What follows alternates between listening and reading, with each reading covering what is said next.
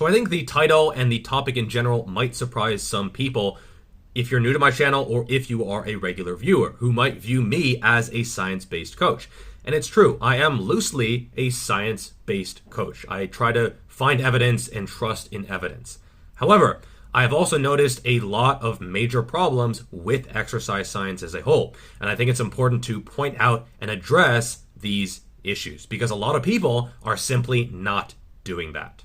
The first one is that studies can be wrong. A lot of people in the exercise fitness industry, they don't actually realize this. They put their faith too much in one particular study. One particular study can be wrong. You have to look at the body of evidence, the bulk, if you will, of the evidence. One study doesn't mean very much. And one good example is Amy Cuddy, who is really into the sort of power posing type of thing. And this is the idea that if you go into a powerful pose, front double bicep, you're doing a Superman pose before a job interview. This doesn't make any damn sense. Woo! Your testosterone goes up significantly and your cortisol goes down significantly, according to her findings. And, she went to Princeton. She taught at Harvard Business School, very, very well respected and, a lot of credentials. Trouble is, it hasn't been replicated. Several studies have tried to find a link between a powerful or non-powerful pose and hormone levels. They couldn't find anything. So she was wrong. However, her TED Talk has been viewed 19 million times. And so you hear this beginning, apparently bogus claim, but a lot of people will never ever realize that it's actually bullshit. I don't know if this is malicious or not malicious, but either way, apparently she was wrong. And there was no real evidence that doing some kind of weird pose can actually impact your hormones. And I believed it. A lot of people believed it, but it's not the truth. There's also a corruption side of things. Absolutely. When an industry sponsors a given study, it tends to impact the results, sometimes significantly. This happens a ton in the supplement industry. Josh Brett, the Exposing V-Shred video guy, he actually recently had a video on Bang Energy. Cheap bangs! Cheap bangs!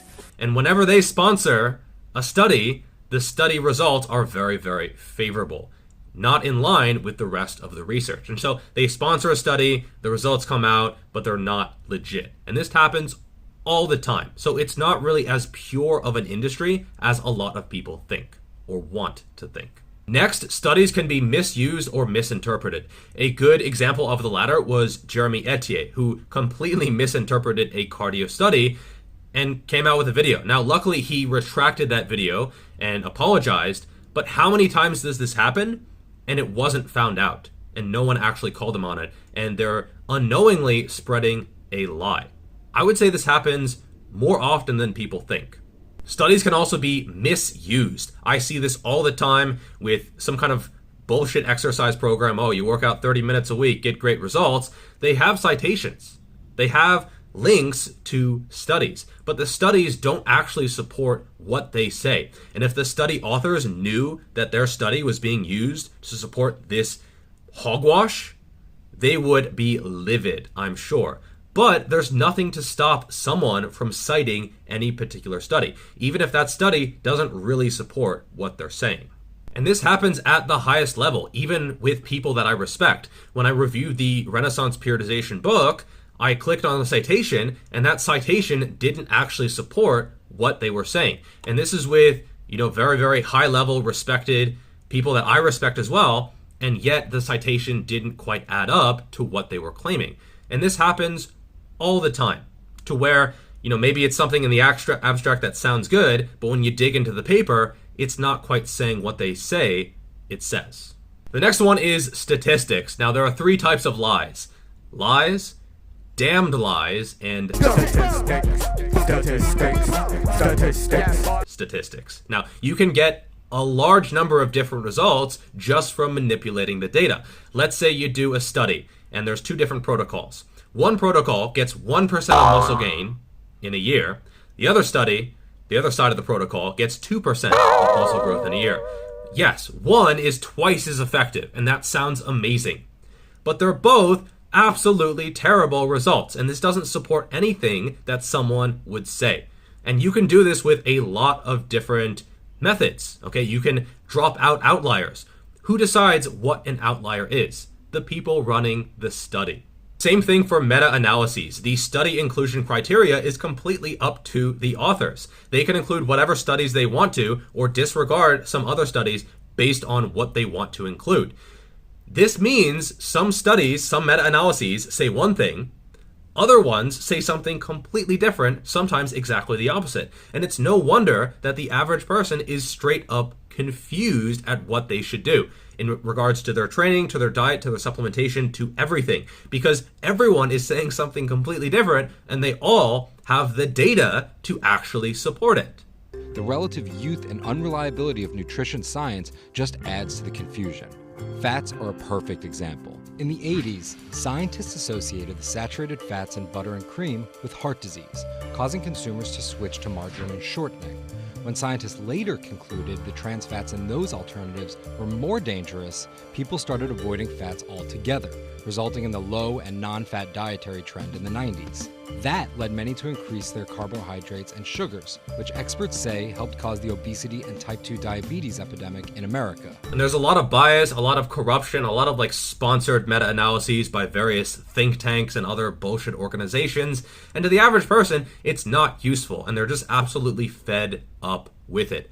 And I know for sure I am one of those people. I'm just sick of meta-analyses. They're just playing tennis with each other, picking apart each other's studies, when in reality, often both are not quite the truth.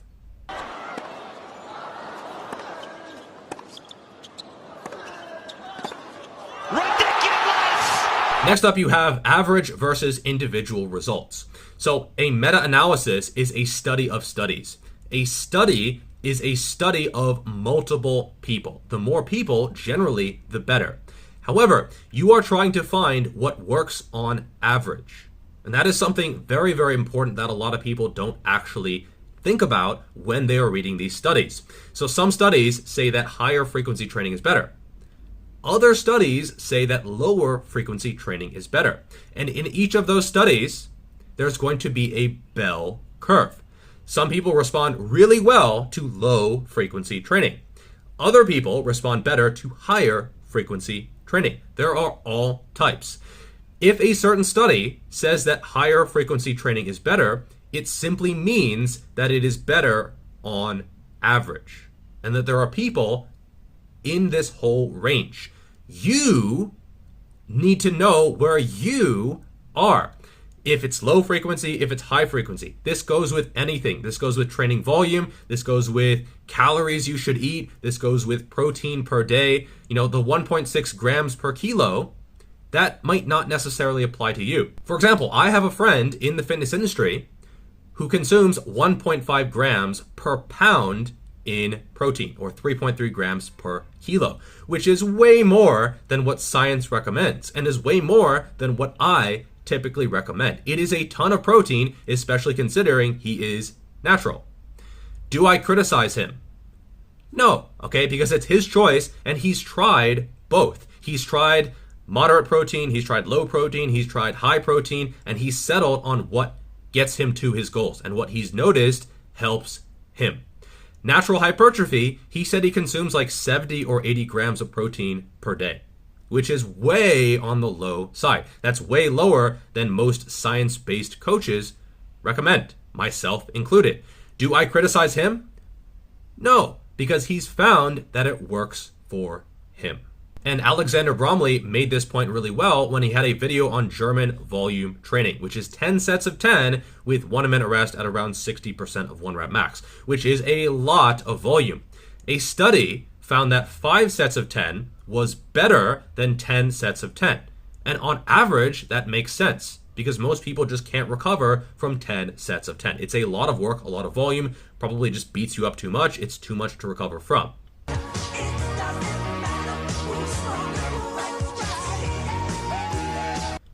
For most people, if you're an elite athlete and you're maybe slow twitch and you are not taking on a lot of mechanical damage and you can just recover really, really well, your diet is on point, sleep is on point, everything is gravy, 10 sets of 10 might be entirely suitable, even though the research says that it is not, because the research is showing an average. Heck, 5 sets of 10 might be too much. You might do better on 3 sets of 10 or 2 sets of 10. 10 sets of 10 might be under training. You might need 12 sets of 10. That's not something that I would generally recommend, but if you see better results on 12 sets of 10, the proof is in the results. So when you're reading research, it's important to know it's on other people. Even if it's n equals 1,000,000 or 1,000,000,000, it is still on other people.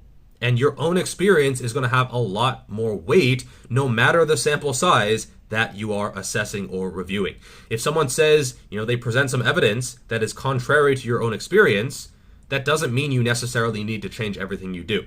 You should keep an open mind. You should be willing to adjust your training and experiment with new things, but that doesn't mean a study comes out and you change everything. If a study came out that said coffee fucking kills you, I would get up in the morning and still drink coffee. Because statistically, it would be pretty damn low. Next up would be failure, reps in reserve, RPE, that kind of thing. A lot of these studies, I don't put a lot of weight in. And I did a video criticizing Ryan Humiston a while ago, comparing science to bro science. And he said, basically verbatim quote, I pretty much discount all of that. He pretty much just throws out all science and doesn't trust any of it. Yes. Most of the studies are garbage. They're done by people who really don't have the focus that we do. They don't put the time, the nutrition, the effort, everything that we do into building muscle. I discount pretty much all of those, right? And for me, it's about experience. And I kind of get that. I was critical at the time, and I'm still a little bit critical of a lot of things that he does, but I get that. Because you see a lot of these studies, and it's just the most ridiculous thing you've ever seen. 45 sets of squats to failure per week is better than 30 sets. 45 sets of squats to failure per week. I mean, it's just the most ridiculous thing you've ever heard. How many times do you see someone go to true failure on squats? Almost never. Okay, it's not even smart. Why would you even do that? I had collapsed. That he dropped to the ground. Not sure why. Technically and medically, he was dead. And it's just so far out there that I am astonished it even gets published in the first place. And it's very, very hard to standardize failure. Mike Israetel did a video recently, which I actually thought was really, really good. He did 3 sets. The first set was like what a beginner would do and call failure. Like, it's not even slowing really. It's like it gets a little bit hard and they just stop. That sounds dirty. The second set was when it was an honest effort, how he does most of his sets. And the third one was like all out. He's yelling and swearing in Russian. That was actually really cool to see. I still don't think he was quite a failure if you actually look at the last rep, if you actually time it. But it was much better of an effort than he usually gives. And the fact that he got 5 more reps, he went from 10 reps to 15 reps with that greater effort, shows you how much of a range there is. Then you have that 6 rep set, and you have 6 to 15. That is a massive range. How can you do research when you're getting 2.5 times as many reps? It's just ridiculous. There's no way to actually standardize how many reps you actually have in reserve.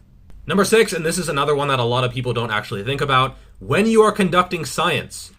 Yes, science! Any kind of experiment, you are trying to isolate one variable. Just one. So you have to keep everything else even. Otherwise, you just don't know what actually caused the difference. So if you have your volume, frequency, your intensity, the load on the bar, how close you're going to failure, and you want to check the impact of volume, you have to keep everything else equal. However, in the real world, that's not how training works. In effect, if you increase your frequency, you can almost certainly do more volume.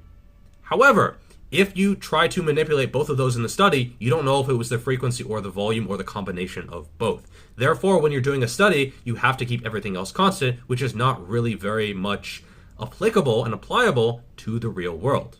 One example is a recent study where they did a 5x5 on squats, first, having sex beforehand, and later, second, not having sex.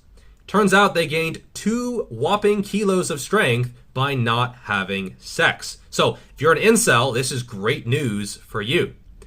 However, we don't actually know if they got better from the first workout or if they got better because they didn't have sex.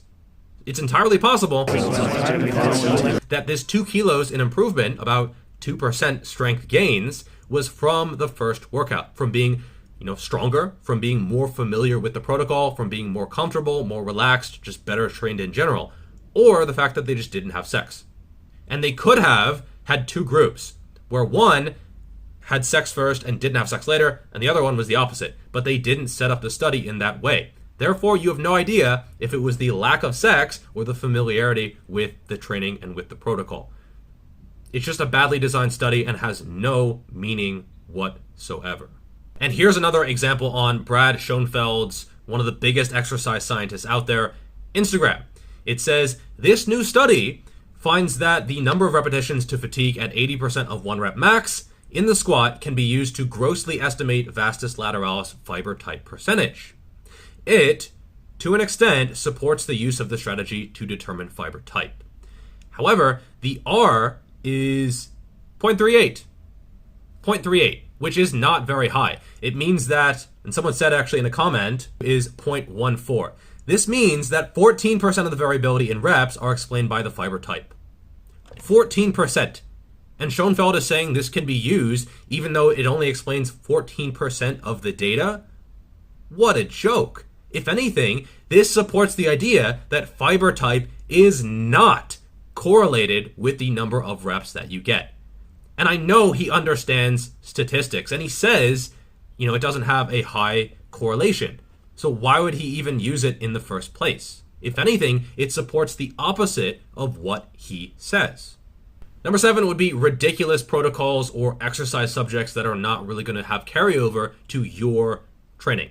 So if you are a young dude who trains hard and you're doing squats, how much value is there looking at a study on untrained elderly people doing leg extensions? Not very much. For some reason, people in the exercise science industry, they love leg extensions. I've seen way more leg extension studies than squat studies, which to me is completely backwards. And when I was doing my central nervous system myths video, which I'll link up above, one study did a 70-minute biceps contraction.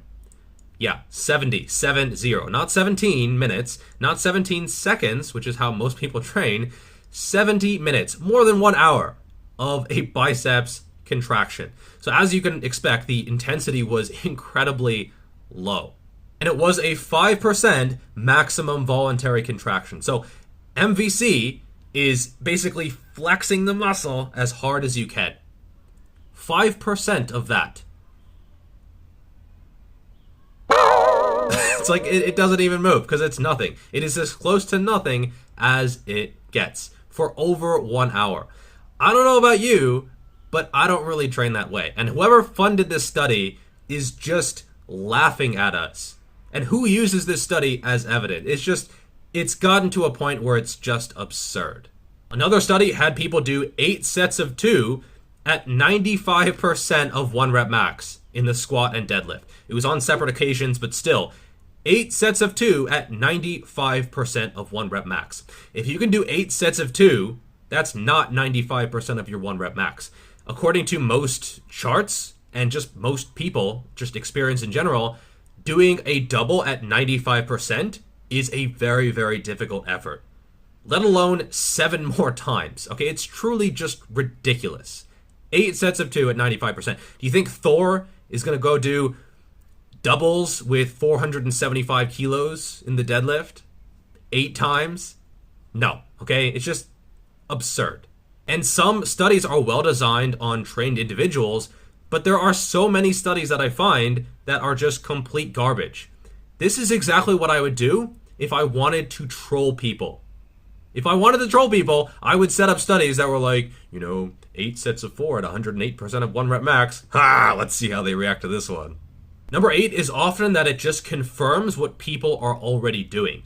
Science is often like 10, 20, 30 years behind what the top athletes are doing. And so a top athlete might read a study and be like, oh yeah, we've been doing that for ages. Like that's just sort of common knowledge in, well-trained athletes. And I think often science is really just confirming what people already know. And there's nothing wrong with that. And it's good to know that what is working works, but it's not really necessary to know. You just need to know that it works, not why it works or to the extent it works or how many people it works on or the extent of the population that it works on.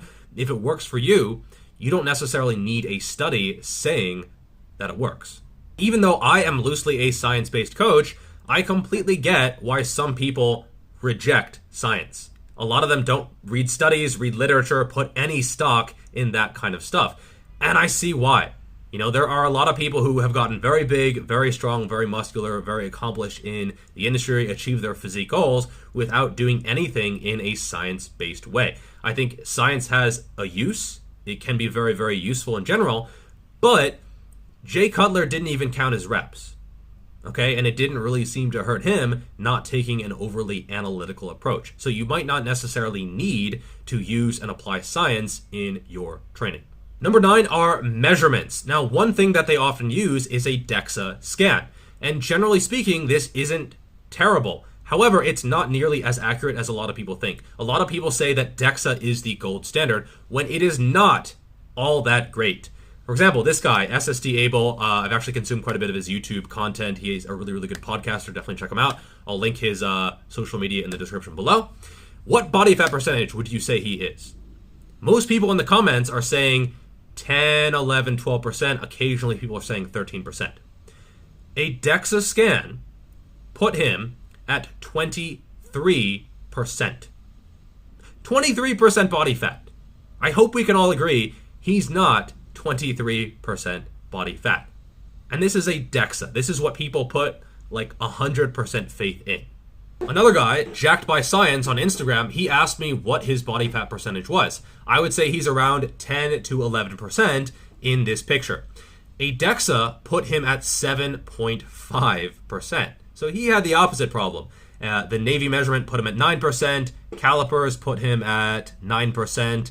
In-body put him at 11 to 12%.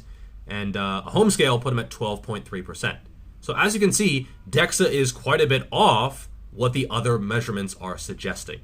If the study is using electrical impedance, like where you hold the handles, that can be so far off that it is literally useless when it comes to measuring progress, especially across a population. So when I see a study use this, okay, well, it looks promising, everything is designed well, okay, 8 to 10 weeks, subjects were tested using bioelectrical impedance. Oh, fuck, like why would you do this to your study? Like all this money, all this hard work just wasted because you used a bullshit method to measure the results. Another measuring system would be EMG. Scientists love to use this. I've been guilty of using this too much in the past, where you tend to rate exercises based on only the EMG data and not including anything else about the exercise, all of which are going to be more important than just EMG data. Just because something has a high EMG rating in a particular area, it doesn't necessarily mean it's a good exercise. For example, a guillotine press, where you are lowering the bar literally to your neck, has incredibly high pec activation. As you would expect, if you're lowering it here, you're going to get a lot of tension in the pectoral muscles. There's a lot of tension, a lot of activation. However, it's a shitty exercise, okay? I don't really like to vilify exercises, but this would never ever be something that I would recommend for anyone, for any client to do. And anyone who suggests doing a guillotine press, especially heavy, is honestly being a little bit irresponsible as a coach. Finally, number 10, I've noticed an elitist mindset with a lot of exercise science researchers who believe that science is the only way. Studies talk, anecdotes walk. And if you even mention anecdote, it's like you've just lost the debate, get out of the room, boo, shame on you. But that shouldn't be the case, because as you've seen in this video, a lot of science isn't really all that good. And sometimes anecdote is extremely valuable, especially if it's on an N=1 population. If your experience tells you something is good, even if the research tells you it is bad, well, maybe you shouldn't go with the research. Maybe you should go with your own experiences and your own instincts. And here's a recent post by Brad Schoenfeld saying that anytime a new study comes out, there's a bunch of sort of armchair researchers who criticize the study. And I'm one of those people because I am an armchair researcher. I read research, but I've never conducted research myself. But I think in a lot of cases, these criticisms are absolutely founded. As you've seen in this video, these are just a few examples of tons of studies that should never, ever have been made in the first place, let alone published or peer reviewed. So it does call into question a lot of how the system works. And he says, quote, yeah, a lot of studies get past peer review with poor methodology. That's not occasionally, man. That's a lot. That happens so much, to the point where a lot of people just don't take exercise science seriously. And yes, you can say more research is needed, but think about it. Exercise science is an industry. The industry is not going to find all of the answers and effectively make itself useless. So it's one of those things where it's a never-ending treadmill of studies where it goes on forever, where the answers are never found. There's always another grant, another research, another study that needs funding. So those are my main gripes, if you will, with exercise science. There are others as well. I just didn't want this video to be too long. However, there's also a lot of good, and I will definitely have a future video where I talk about the good things of exercise science. Because generally speaking, I think it's better than nothing. It's better than pseudoscience. It's better than bro science. It's generally better than anecdote. It's better than nothing at all. It's better than just people saying anything with no evidence whatsoever. And so I think it still does have value. It just does have a lot of problems. All right, that's all for this video. Like the video if you like this one. Share with your friends, all that good stuff. Turn on those notifications so that you decide what you watch, not some unknown algorithm. And I will see you in the next video. Peace. Notifications.